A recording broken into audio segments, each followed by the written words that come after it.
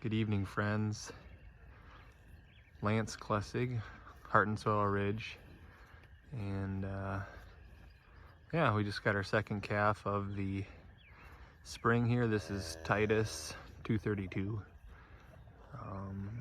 Yeah, beautiful night out here. You can see the sunset. Yeah, I just kind of wanted to share with you all the peacefulness of the evening. And so much of farming is, about observation, right? It's about taking time to chill out and to observe, right? Let me just hop over this. So the spring peepers, there's a pond over here in that draw, and they've been alive and well for about a week. They don't have a whole lot of time left, but again, a beautiful night out here observing. And so often, we don't take time to observe.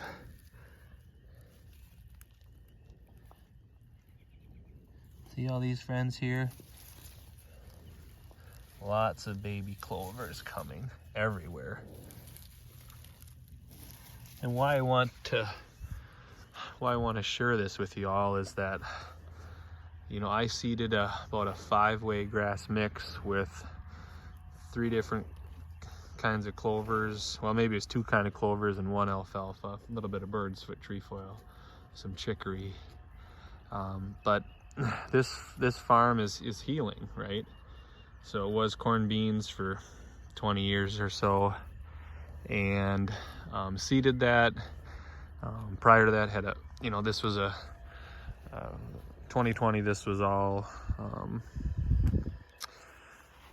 warm season cover crop mix. So I actually started off with a cool season cover crop mix, took that for forage, and then came in and had the neighbor put in a warm season mix, and took that for feed. Was able to do a little custom grazing.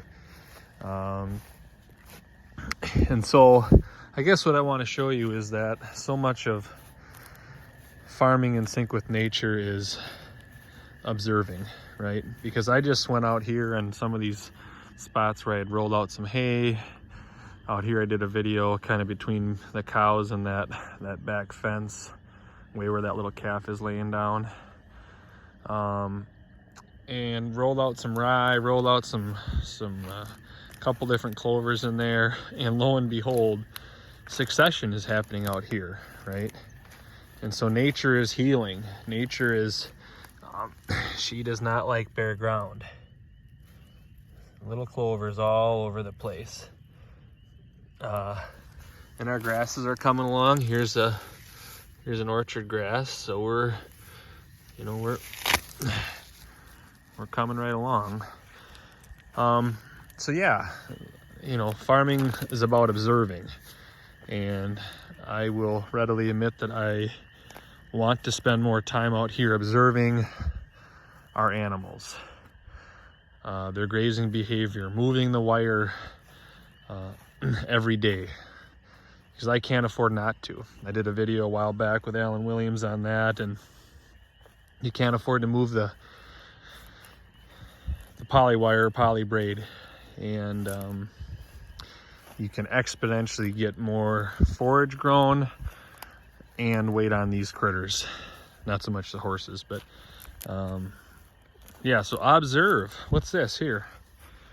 That'd be a chicory plant that cows didn't take. And let's see, oftentimes I get a root coming or a sprout nearby. So again, we're trying to improve this sward, and it's a journey.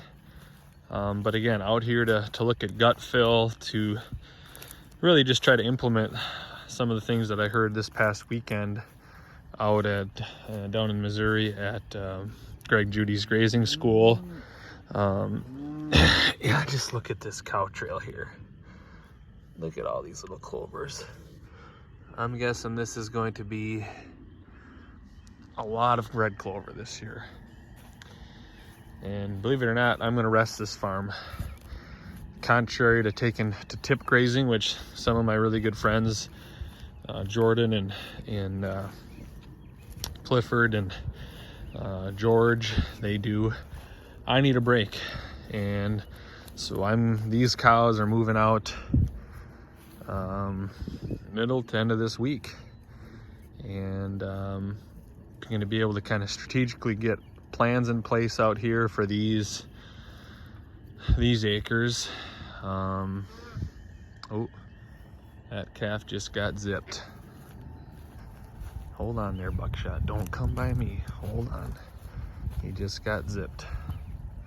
That's okay, buddy. That's okay. Here's Mama. So, no. So anyway, I'm gonna rest this up, and I'm gonna get these horses all kind of poly-wired off, so they're just basically up by the corral, and give this a real good rest. Oh, doggone it, little buddy. You gotta get out of here.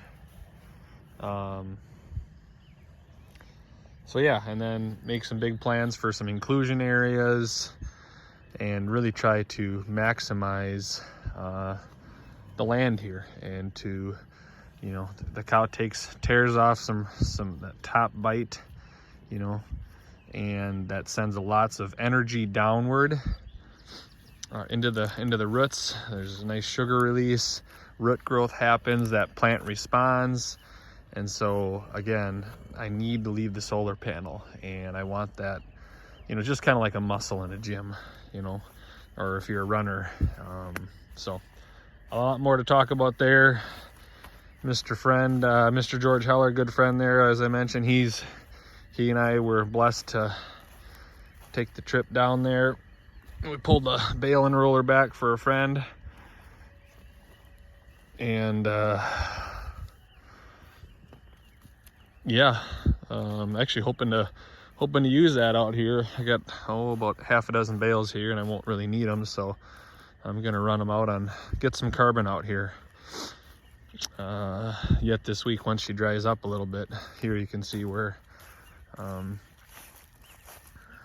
rolled out, had my neighbor come over, and he unrolled a couple bales on, I think it was Saturday, maybe it was Friday. So they're gonna pick through this. It's first crop, but they're making a living. Yep. So with that, it's a beautiful night here, southeast Minnesota. Look at that sunset. Hard to get much nicer. And yeah, we're ready to go. Hopefully the next one is a girl. 233 Tia, but we'll see. Here's all of our goods.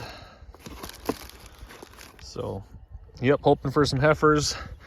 And we got 7 of them total, 7 total cows. And pretty picturesque. So with that, have a beautiful day whenever you get to watch this, and have a great spring.